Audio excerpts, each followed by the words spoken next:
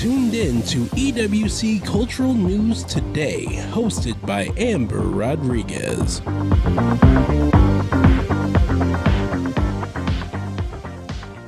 I'm Amber Rodriguez, hosting EWC Cultural News Today. LGBTQ erasure in the education system is a current rising concern in the United States. The controversy that sparked the debate of LGBTQ topics discussed in schools was the Don't Say Gay bill signed by Florida's governor earlier this spring.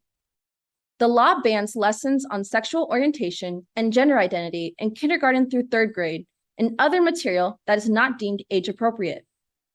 Parents, families, educators, youth, and allies across Florida and the nation protested the bill in support of the LGBTQ community, especially for the younger generation facing discrimination with the onslaught of anti-LGBTQ bills happening across states. The school newspaper called Viking Saga at Northwest High in Grand Island, Nebraska, published their June edition mentioning the Don't Say Gay bill, Pride Month, and other LGBTQ topics. Northwest Public Schools shut down the journalism program 3 days after the publication. The school district administration notified the staff and students of the shutdown of its journalism program in Viking Saga through email. According to Grand Island Independent, this email stated that the school board and superintendent were unhappy with the last issue's editorial content. Northwest Public Schools has not yet told media outlets specifically why the journalism program was canceled, but this abrupt end to a 54-year-old publication infuriated students, journalists, and LGBTQ members across Nebraska. Former students and press freedom advocates believe the elimination of the journalism program over its LGBTQ topics is a form of censorship. 3 articles in the newspaper covered LGBTQ issues, and the remaining 12 articles did not mention those topics. According to a report by the New York Times, a month prior to the shutdown of Grand Island's journalism program, the newspaper students were ordered to use the names they were given at birth by bylines because their preferred names were controversial. At least 3 students in the classroom identified as transgender. In this photo provided by the Grand Island Independent, 2 students who worked on the final edition of the school newspaper are seen holding a rainbow flag in front of Northwest High School.